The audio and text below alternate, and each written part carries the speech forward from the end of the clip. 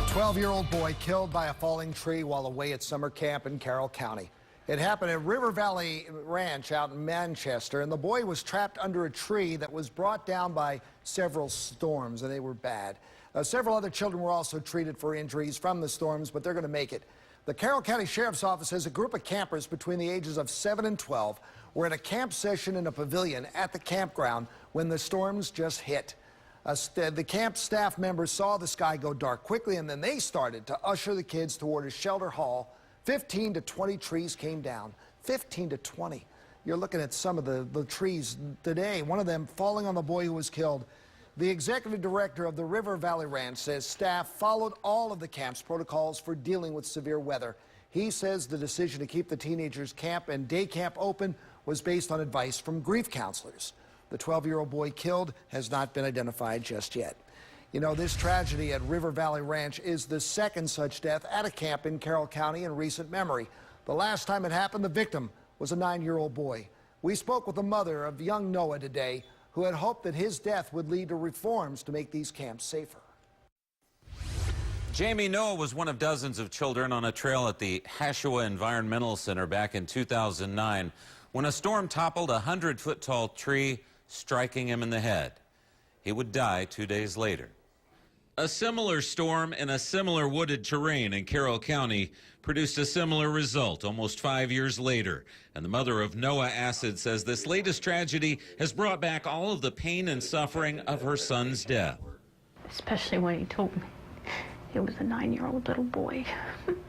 Yeah. I mean, it's there every day. These people are just, they're not going to get over it. Kathy Smith Acid filed a $12 million lawsuit against Carroll County in the aftermath of Noah's death.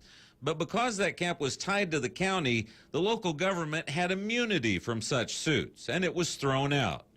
While River Valley Ranch is a nonprofit Christian camp, she had hoped her son's death would bring additional safety measures and reforms to all of the camps throughout the state. It didn't make any camps safer. That's what we were shooting for. You know, and for them to take responsibility. And none of that came about.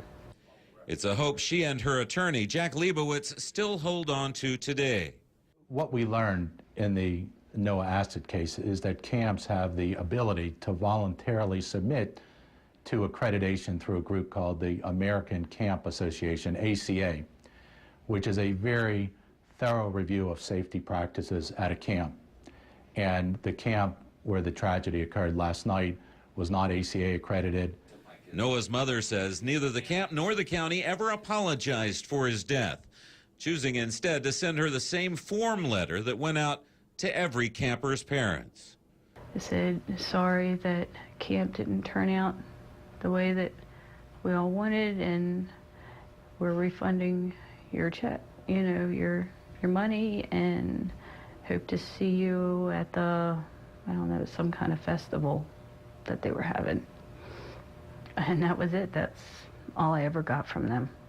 She says she would love to offer words of comfort or encouragement to the family of this latest victim, if only she could. Oh, I'm just so sorry that you had to live through that. And I wish I could say something that it's gonna get easier, but it doesn't. I mean, we miss Noah every single day. I mean, it's going on 5 years this year for us, and it's an everyday thing, getting up in the morning and just knowing that he's not going to be there. Whether it's monitoring weather radios, establishing safe havens on site for children, or routinely taking down dead trees, Noah's mother's convinced that camps can do a better job of protecting young campers from Mother Nature's wrath.